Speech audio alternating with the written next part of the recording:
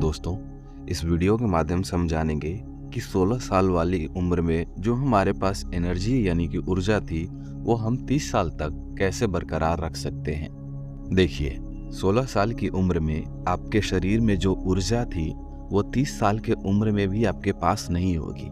ठीक है, तो अगर आप उम्र बढ़ने के साथ साथ ये जाने बिना कि क्या हो रहा है अपने शरीर में निवेश करते हैं तो आपको अन्य चीज़ों में निवेश करना होगा।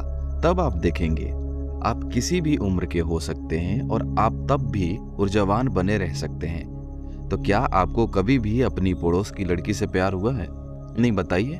चलिए मान लीजिए, ठीक है, कि आपको हुआ है। मान लीजिए कि आपकी उम्र 16 साल है और आपके बगल में एक बहुत सुंदर लड़की है, तो क्या आपको उस पर ध्यान देना है? क्या आपको प्रतिबद्धता की आवश्यकता है?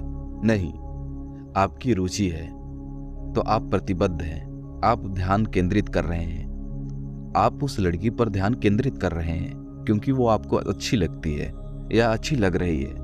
आप वो सब कुछ कर रहे हैं, इसका मतलब आप सनकी हैं? नहीं। देखिए, आपको कुछ दिलचस्पी चाहिए।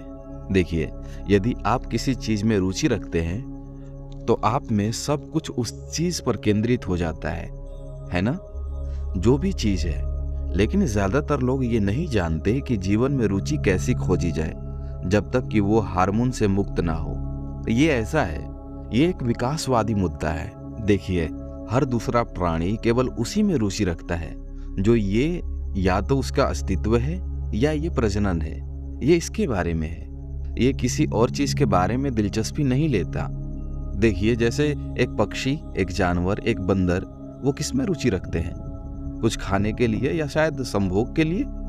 इसके अलावा उनके लिए कोई और हित नहीं है, क्योंकि इन दो चीजों को रासायनिक रूप से निकाल दिया जाता है। भूख रासायनिक रूप में प्रज्वलित हो जाती है, हार्मोन जो भी रसायन ही होते हैं। तो ये अस्तित्व का एक निश्चित स्तर है। पशु अस्तित्व ऐसा ही है, आप उन्हें दोष नहीं दे सकते, वो ऐसे ही है। लेकिन आपके लिए एक निश्चित विकास हुआ है, कोई छोटी राशि नहीं है। विकास की कोई छोटी राशि हो ही नहीं सकती। हालांकि आज वैज्ञानिक कहते हैं आपके और एक चिंपैंजी के डीएनए में केवल एक अंतर जो है वो 1.23% का ही है। लेकिन 1.23% किसका?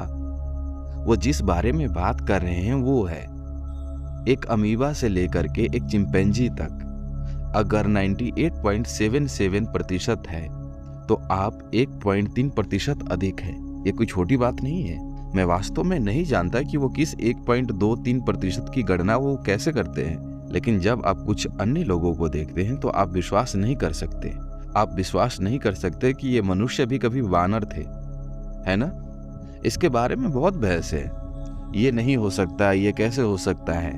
देखिए, दोनों एक जैसे ही दिखते हैं, लेकिन वैसे भी ये एक छोटा सा अंतर है, लेकिन एक बड़ा अंतर है। इसलिए यदि आप 1.23% को अपने भीतर संचालित करने की अनुमति देते हैं तो आप देखेंगे आप जो चाहते हैं और जो नहीं चाहते हैं उसके प्रति आप रासायनिक रूप से उत्तेजित नहीं है। हर आध्यात्मिक प्रक्रिया में दुनिया में कहीं भी एक चीज जो आमतौर पर दिखती है वो ये है कि हम भोजन के खिलाफ नहीं है। कुछ हद तक भोजन से इनकार करते हैं सिर्फ इसलिए कि हम रासायनिक रूप से शासित नहीं होना चाहते। ब्रह्मचर्य भोजन से दूर रहना इसलिए नहीं है कि हम किसी चीज को नकारना चाहते हैं। हम उस श्रेणी में नहीं आना चाहते कि हम एक जानवर बन जाए। हम जो कुछ भी चाहते हैं वो रासायनिक रूप से निकाल दिया जाता है। हम अपने रसायन विज्ञान के प्रभाव के बिना सचेत रूप से जो चाहते हैं वो चाहते हैं। यही कारण है कि महीने के कुछ दिनों में भोजन नहीं करना चाहिए।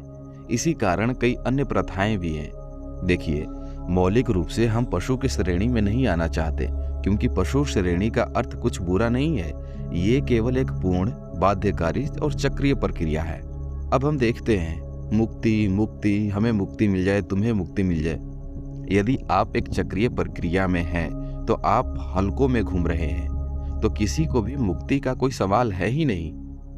ये घेरा एक जाल है ना? देखिए, यदि हम वृत्त को पर्याप्त रूप से बड़ा आकार कर दें तो अधिकांश लोगों को पता ही नहीं चलेगा कि एक वृत्त में जा रहे हैं। ठीक है, तो वो इधर उधर घूमते ही रहते हैं और सोचते हैं कि वो कहीं जा रहे हैं। मंडलियों में जाने का यही मतलब है। इसका मतलब है कि आप कहीं नहीं पहुंच रहे हैं। हम जानते हैं कि अगर हमारी लालसाएं और हमारा ध्यान हमारे जीवन की दिशा रासायनिक रूप से उत्तेजित होती है, या तो हम भूख या हार्मोन से, हम जानते हैं कि हम कहीं नहीं पहुंचेंगे। ये हमने पता लगाया है। इसके कारण हम देख रहे हैं कि कैसे हम किसी ऐसी चीज में रुचि और ध्यान और भागीदारी बनाते हैं जो रासायनिक रूप से प्रेरित इच्छा नहीं है। अगर आपको इस तरह के लोगों को शामिल करना है, या अगर आपको खुद को इस तरह से जोड़ना है, तो आपको अपने भीतर कुछ ऑक्टेन जाने की जरूरत है। यदि पर्याप्त ऊर्जा नहीं है तो आप ऐसा नहीं कर सकते, क्योंकि ध्यान केंद्रित करने में ऊर्जा लगती है। यदि आप किसी चीज पर ध्यान केंद्रित करना चाहते हैं तो आपको किसी एकाग्रता शिविर दिमाग की आवश्यकता नहीं है, ठीक है? आपको ऊर्जा की आवश्यकता है। उम्र के साथ ऊर्जा थोड़ी कम हो जाती है। अगर आपकी पहचान सिर्फ भौतिक ही रह जाती है तो ऊर्जा आपके शरीर में 16 साल की उम्र में भी थी, तो वो 30 साल की उम्र तक आपके पास नहीं होगी। आपको अपनी बुद्धि, अपनी चेतना में निवेश करना होगा, तभी आप ऊर्जावान रह सकते हैं। अगर आप उम्र बढ़ने के साथ अपने शरीर में निवेश करते हैं बिना ये जाने कि क्या हो रहा है, यदि आप केवल शरीर में निवेश करते हैं, जैसे जैसे भौतिक ऊर्जा घटती है तो आप देखेंगे आप आकार और रूप खो देंगे और इस तरह ऐसे बन जाएंगे। आपको अन्य चीजों में निवेश करना होगा जिसमें भौतिक समर्थन की आवश्यकता नहीं है। तब आप देखेंगे कि आप किसी भी उम्र के हो सकते हैं और आप अब भी ऊर्जावान हो सकते हैं, क्योंकि आपकी ऊर्जा शरीर की नहीं है। अगर आप किसी और चीज में निवेश करते हैं, चाहे आपकी उम्र कुछ भी हो, आप ऊर्जावान बने रहेंगे। तो आपको योग में कुछ रुचि और विकसित करनी चाहिए। फिर आपको ध्यान केंद्रित करने की आवश्यकता नहीं है, आप ध्यान केंद्रित करेंगे।